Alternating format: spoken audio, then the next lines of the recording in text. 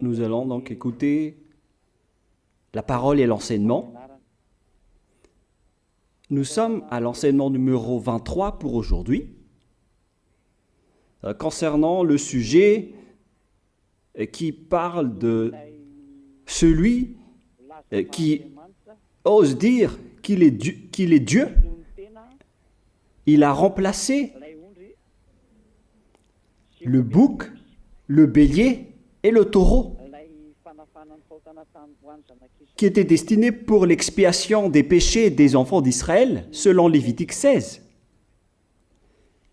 Dans Lévitique 16, nous voyons donc les béliers, les boucs et les taureaux pour l'expiation des péchés des enfants d'Israël, une fois chaque année.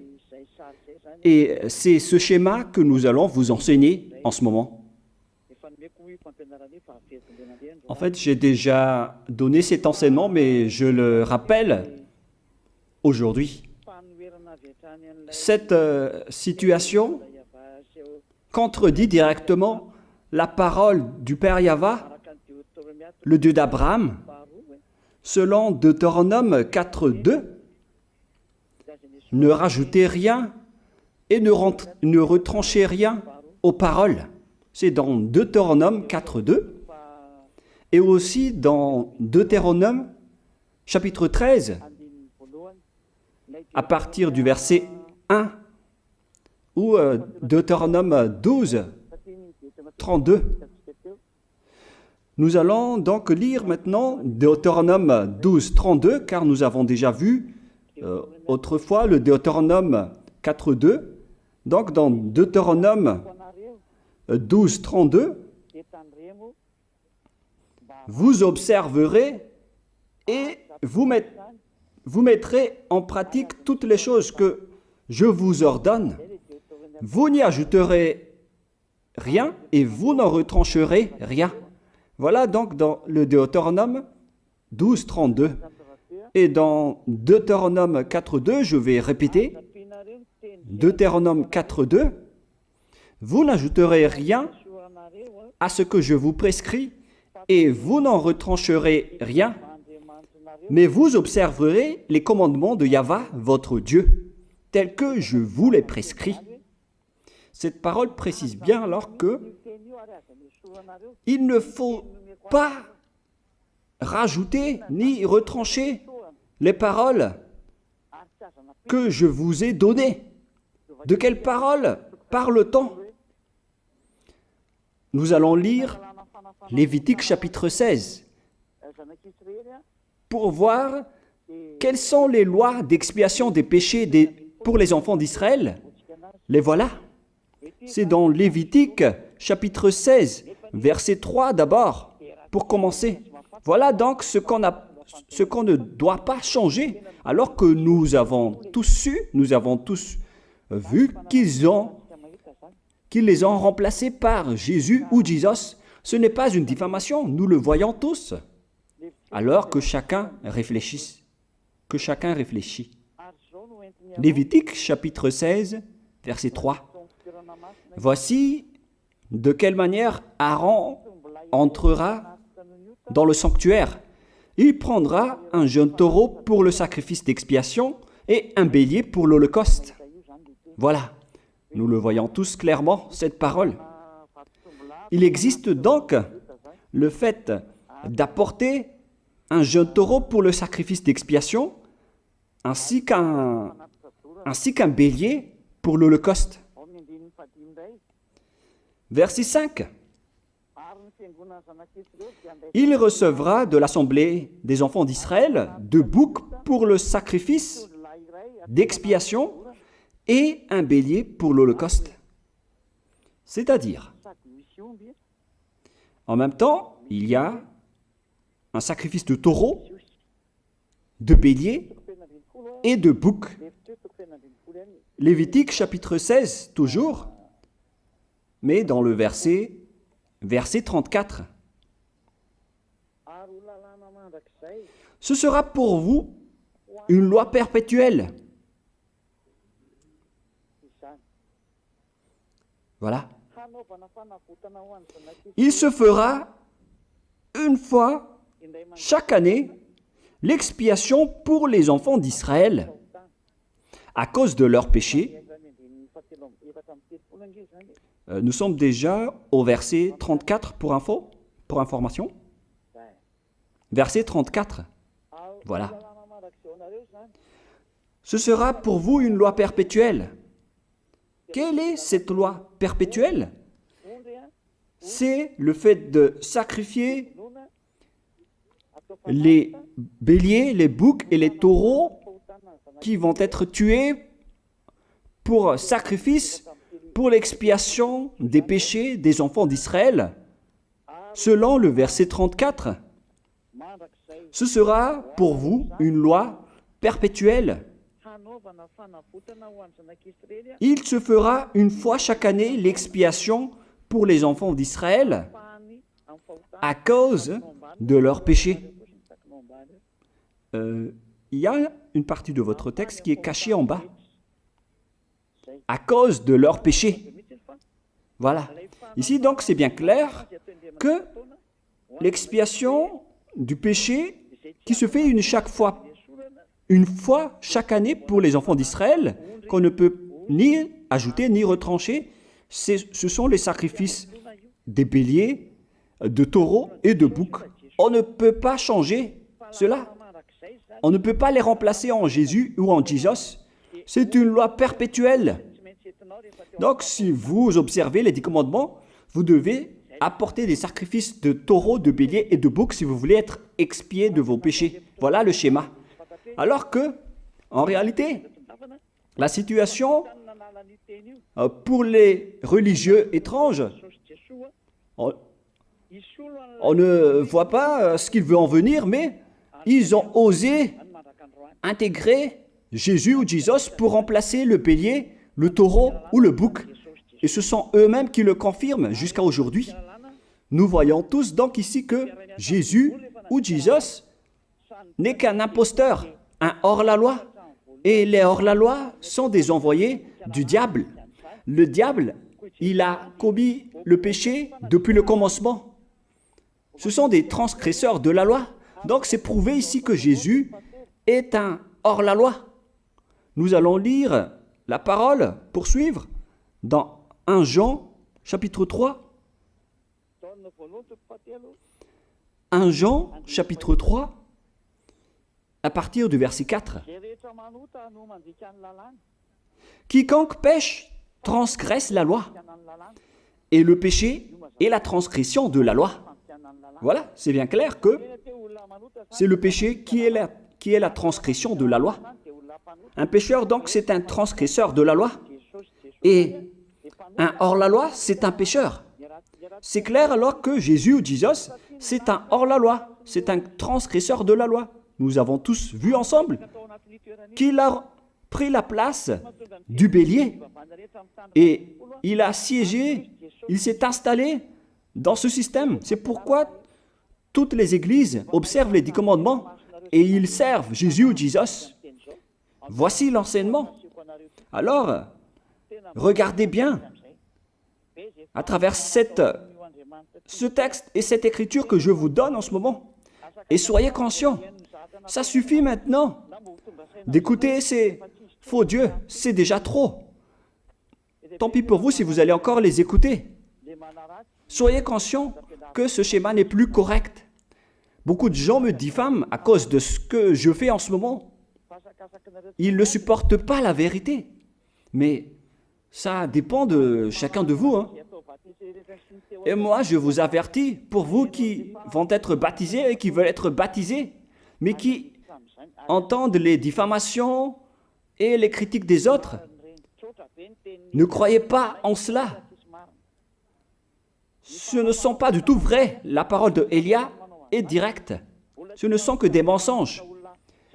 L'ôtement du péché, ce sont des personnes qui sont non-pécheurs qui peuvent le faire. Ce n'est pas logique de dire que les fidèles sont ôtés des péchés et le leader est un pécheur. Ce n'est pas du tout écrit dans la Sainte Écriture. Ce qui est écrit dans la Bible, c'est que le bon arbre donne de bons fruits et le mauvais arbre de mauvais fruits. Et le bon arbre ne donne jamais de mauvais fruits, et le mauvais arbre ne donne jamais de bons fruits. Ce sont les bons arbres qui donnent des bons fruits, et les mauvais arbres qui donnent des mauvais fruits. Et donc, si l'ambassadeur de Yahushua, Zedia Elia, a produit des personnes qui ne pêchent plus, alors il est bon, il est une bonne personne. Il n'a jamais fait aucun mal, même pas le moindre mal. Voilà donc la leçon pour vous, car dans le cadre de ce baptême qui va arriver, il y a beaucoup de diffamation et de critiques. Donc je vous conseille de ne pas écouter cela, car ce n'est pas du tout la vérité. Ils font ça juste pour diffamer et blâmer la bonté de Yahushua, alors ne les suivez pas. Donc là, on voit bien que ce n'est pas de la diffamation. Nous avons tous vu ensemble. Je vous ai donné la parole. On a tous écouté et vu ensemble. On a jugé ensemble. Est-ce que ce Jésus ou Jésus a fait la vérité? Est-ce qu'il a dit la vérité ou pas? Si nous avons vu le livre de Moshe, venant du Dieu d'Abraham, qui a dit « Ne rajoutez pas et ne retranchez pas à ma parole ». Nous avons vu alors que ils ont remplacé par ce Jésus ou Jésus les sacrifices d'expiation du péché, en disant après que c'est ce dernier qui ôte les péchés. Ce n'est pas du tout vrai. Celui qui peut ôter les péchés selon les 10 commandements, c'est le bélier, ou bien le taureau, ainsi que le bouc. Ce sont ces bêtes qui peuvent ôter les péchés. Quelle est alors la raison pour laquelle les religieux sont entrés dans ce mauvais schéma? Car c'est vraiment un schéma qui transgresse la loi. Car ils ont contré bêtement le livre du Lévitique chapitre 16. Ils l'ont contré bêtement, directement. Et après, ils ont remplacé par leur faux Dieu. Un faux Dieu car c'est directement un hors-la-loi. Il a contredit le Dieu d'Abraham. Nous voyons la preuve ici qu'il a contredit vraiment le Dieu d'Abraham, qu'on appelle par le nom de Yahava et Yahushua son fils. Car ce Dieu d'Abraham, il a bien dit qu'il ne faut ni ajouter ni retrancher à ses paroles. Il faut les observer car ce sont les commandements de Yahva, ton Dieu. Et ces lois qu'on ne doit pas rajouter ni retrancher veut dire qu'il ne faut pas toucher au Lévitique chapitre 16, car c'est ce livre qui ôte les péchés. Alors que nous voyons tous que personne ne le pratique plus.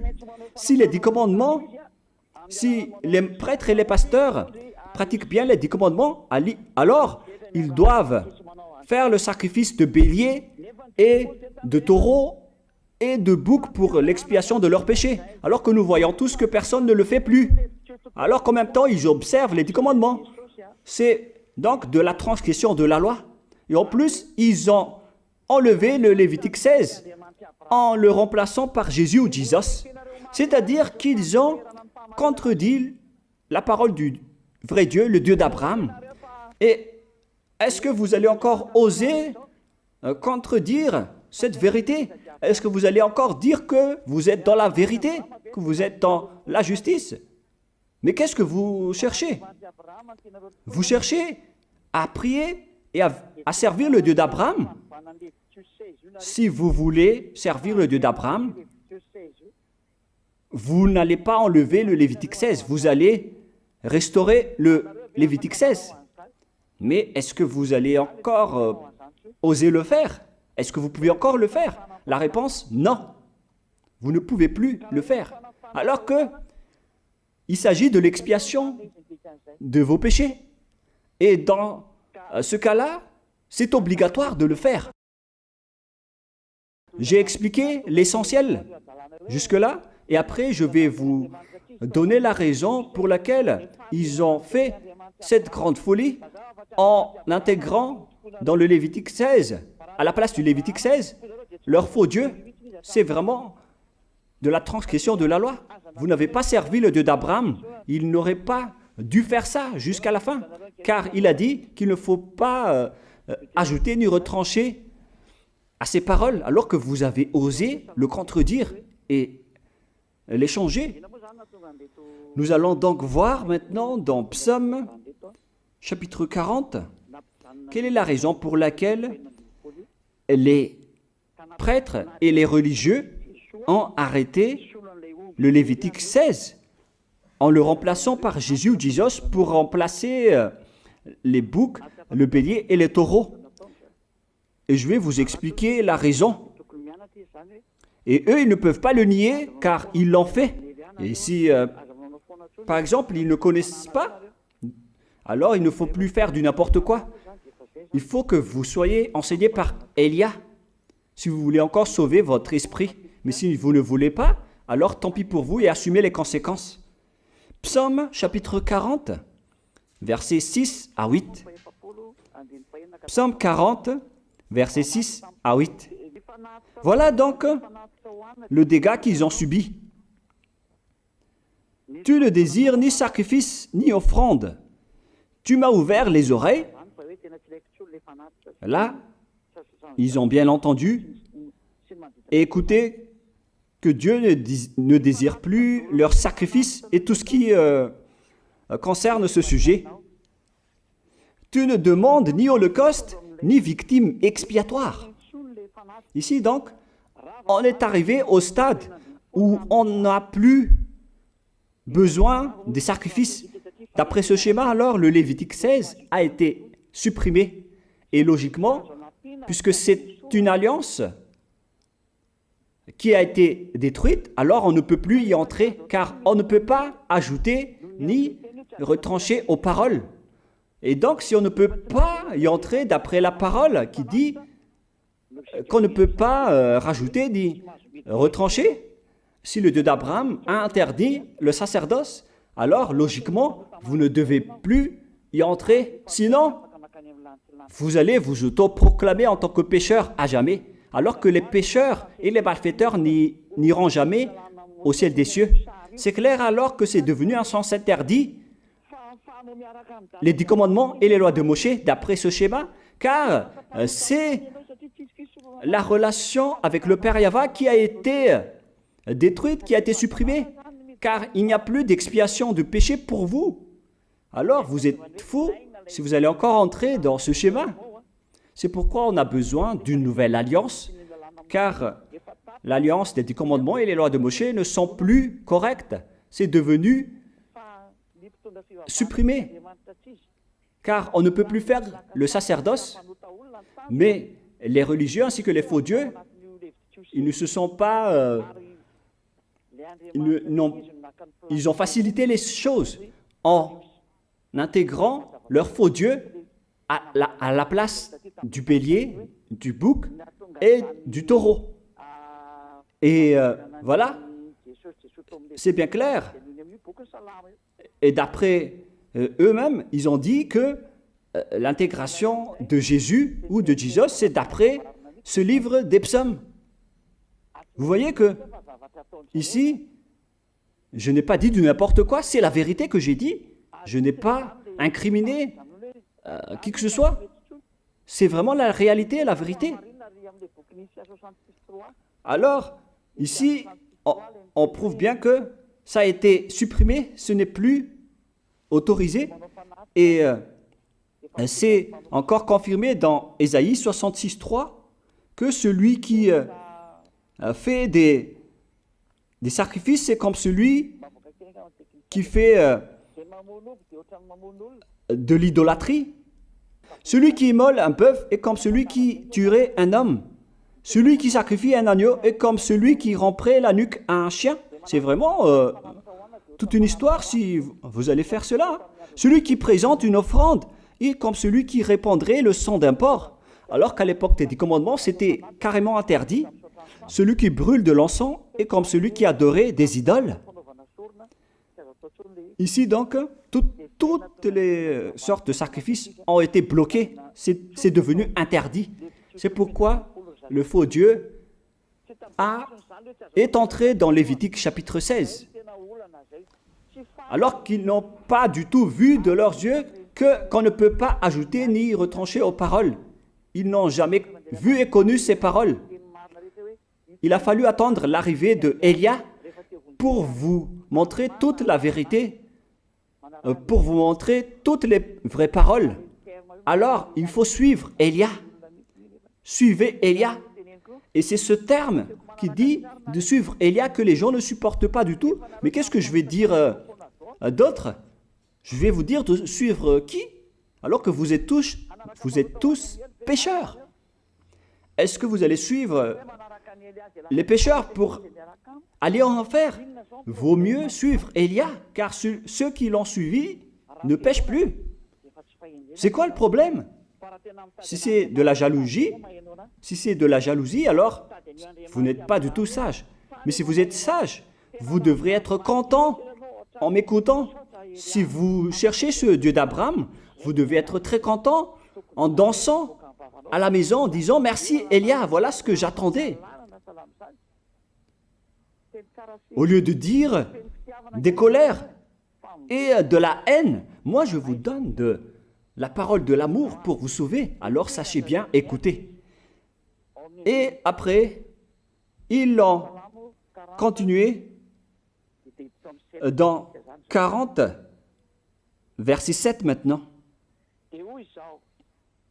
Alors je dis, voici je viens avec le rouleau du livre écrit pour moi. Verset 8, je veux faire ta volonté, mon Dieu, et ta loi est au fond de mon cœur. Et eux, ils ont pris cette parole en disant que nous avons vu ce terme de rouleau du livre.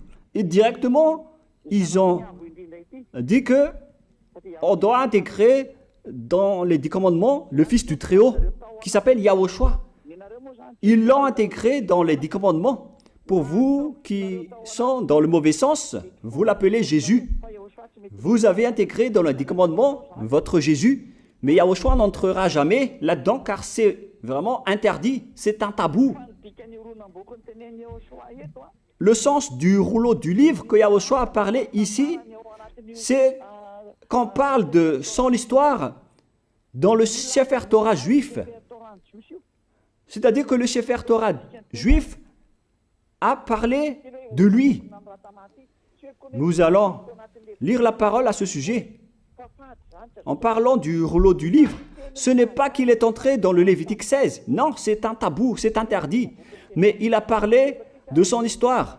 En parlant du rouleau du livre, nous allons lire la parole concernée à ce sujet. Selon Luc, chapitre 24, verset 44. Luc 24, 44.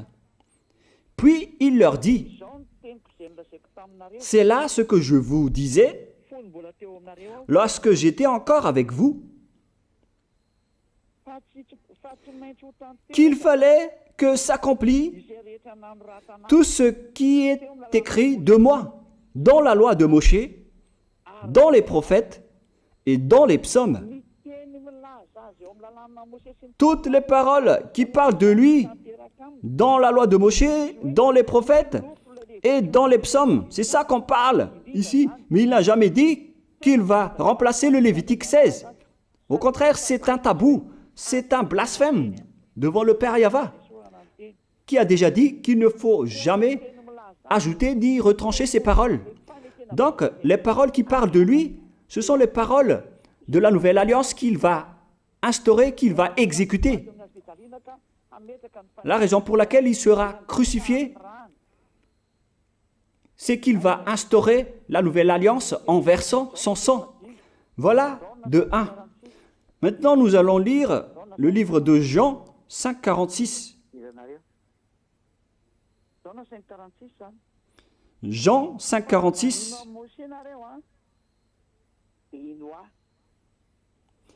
Alors, car si vous croyez en Moshe, vous me croiriez aussi, parce qu'il a écrit de moi. Il a écrit à propos de Yahushua. C'est pourquoi on parle du rouleau de livres qui a écrit pour lui. Et Moshe aussi a participé à son histoire en parlant de lui. Mais ce n'est pas que on a supprimé le Lévitique 16 en remplaçant par le fils du Très-Haut. Non, ce n'est pas du tout cela.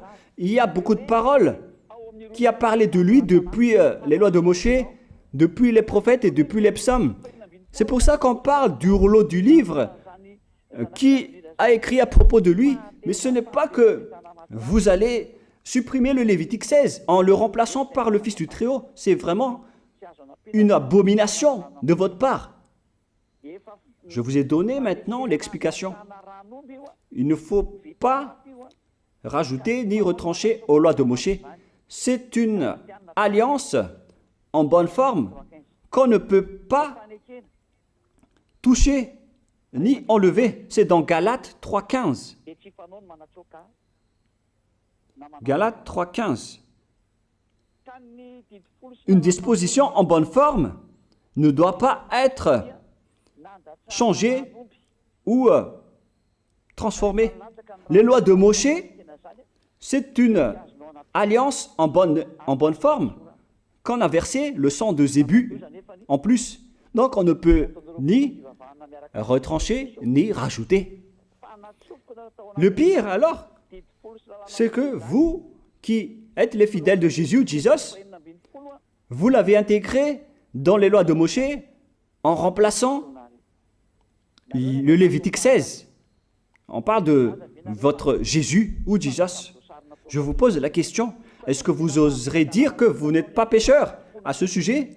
Car c'est vraiment de la transgression de la loi de la part de votre faux Dieu. Donc s'il est pécheur, alors logiquement vous êtes aussi pécheur. Et vous-même, vous avez dit que vous êtes pécheur. Voilà ce que vous avez fait. Et vous n'allez jamais être épargné. C'est pourquoi je vous appelle tous maintenant. Soyez baptisés et sauvez votre chemin, c'est-à-dire votre esprit. Sauvez votre esprit car il ira en enfer si vous ne le sauvez pas. Pour vous qui serez baptisés bientôt, l'explication est claire. Alors prenez une décision maintenant. N'écoutez jamais les diffamations qui sont faites par les diables. Ce sont eux qui vous empêchent d'aller vers la vérité. Ne soyez plus des poubelles dans votre conscience. N'acceptez plus cela. Il faut écouter l'envoyé du ciel des cieux, c'est-à-dire moi. Voilà l'explication. Vous avez fait du n'importe quoi avec votre faux Dieu. C'est votre faux Dieu qui a péché au commencement. Et logiquement, donc, vous avez tous aussi transgressé la loi avec lui. Et maintenant, vous êtes tous dans le péché. Et vous vous abritez dans la parole qui dit Dieu n'est pas venu pour appeler les justes, mais les pécheurs, pour se repentir. Le problème, c'est que c'est votre Dieu qui est vraiment un pécheur. Voilà le schéma qui prouve qu'il est pécheur. Donc, je vous souhaite à tous d'être bénis par Yahushua. Prions ensemble. Merci infiniment, Père Yahva, pour cette parole. Une parole qui conscientise les gens pour se retourner vers toi et pour faire rester fermes tous les enfants du Très-Haut, les personnes que tu as déjà choisies, pour qu'ils restent bien fermes dans le service, et pour ceux qui sont encore à l'extérieur, qu'ils courent vers Elia, car Elia et toi, Yahushua, vous êtes uniques. Merci infiniment, Père Yahva. Merci infiniment, Yahushua. Sauve les gens pour qu'ils soient intégrés au ciel des cieux, pour que les gens écoutent la parole, Père Yahva, Yahushua, toutes les paroles que j'ai montrées. Confirme toutes mes paroles, Yahushua et Père Yahva, pour la gloire de vos noms si saints. Merci pour ta bonté et pour ta grâce. Au nom de toi, Yahushua, je fais toutes ces prières. Alléluia, Amen. Donc, je vous souhaite à tous d'être bénis par Yahushua et à demain. Au revoir.